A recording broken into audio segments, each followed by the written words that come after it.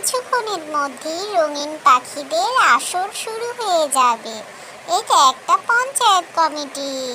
এখানে 1 মাসের জন্য নির্ধারণ করা হবে কোন পাখি কোন জমির ধান খাবে, কোন অংশটুকু পাবে সে, এবং মসজিদের ছাদের উপর কে ঘুমাবে, এলাকার সব দায়িত্ব কে, পাখিদের সরকার প্রধান কে হবে, এই নিয়ে বসলো আজকে পঞ্চায়েত কমিটি।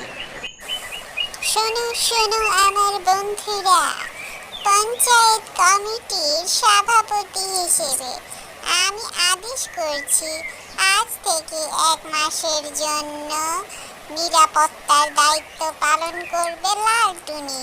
কোনো চোর টোর যদি ঢুকে, অন্য কোনো গ্রাম থেকে অন্য কোনো পাখি যদি খারাপ উদ্দেশ্যে আসে, তাহলে লালটুনি তুমি এটার সব দায়িত্ব নেবে।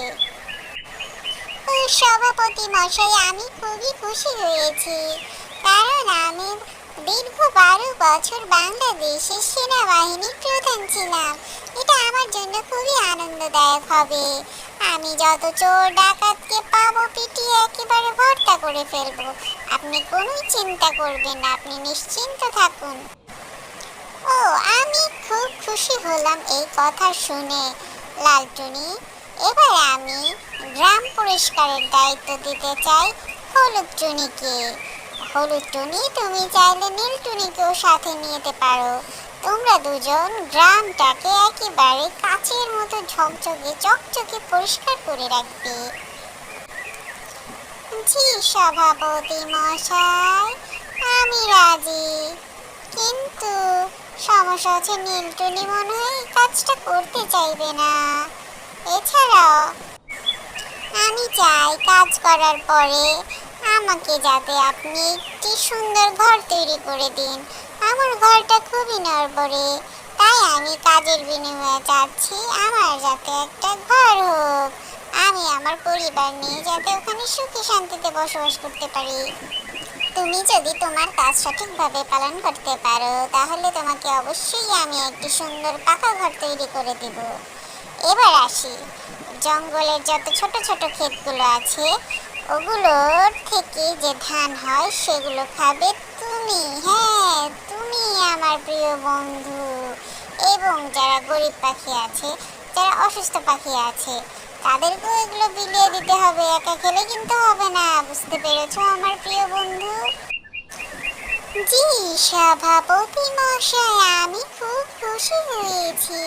মানুষকে সাহায্য করতে আমার খুবই ভালো লাগে। আর কাক, শোনো তুমি, কোকিল যখন ফজরের পরে ঘুম ভাঙাবে মানুষদের, তারপর থেকে তুমি তোমার কাজ শুরু করে দিবে।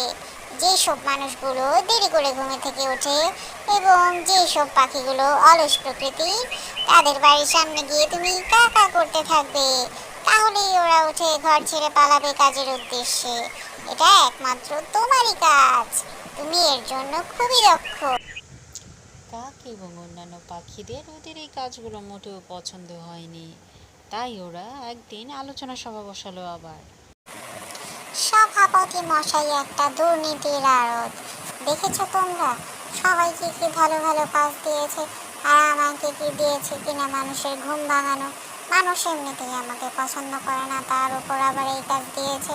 এটা খুবই বিরক্তিকর। আর তোমরা কি একটা জিনিস খেয়াল করেছো? ওর বন্ধু সাদা পায়রা, ওকে দিয়েছে খাবারের দায়িত্ব। তোমরা এখনই আমার সাথে চলো, দেখবে গিয়ে ও যত খাবার আছে সব ওর আত্মীয় স্বজন বাচ্চাদের খাওয়ায়। একদম গরিব অসহায় কোনো পাখিদেরও খাবারই খাওয়াতে চায় না। হ্যাঁ রে তা, তুই ঠিক বলেছিস। চল আজকে একবারে গিয়ে হাতে নাতে ধরবো একবারে সাদা পায়রা যে আমাদেরকে খাবার দেয় না, আমাদের অনেক দাম দিয়ে খাবার কিনতে হয়।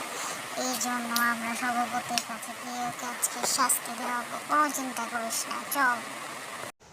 পঞ্চায়েত সভাপতি ওদের এলাকায় নজর কাটতে গিয়ে কাক আর টুনির কথা শুনে ফেললো। শুনেও খুবই কষ্ট পেল। ওদের পিছু পিছু ও চললো সাদা পায়রাকে ধরার জন্য। পঞ্চায়েত সভাপতি সাদা পায়রার বাড়িতে এসে দেখলো ওরা ইচ্ছে মতো খাওয়া দাওয়া করছে, বনভোজন করছে ওর সব আত্মীয় স্বজনদের নিয়ে।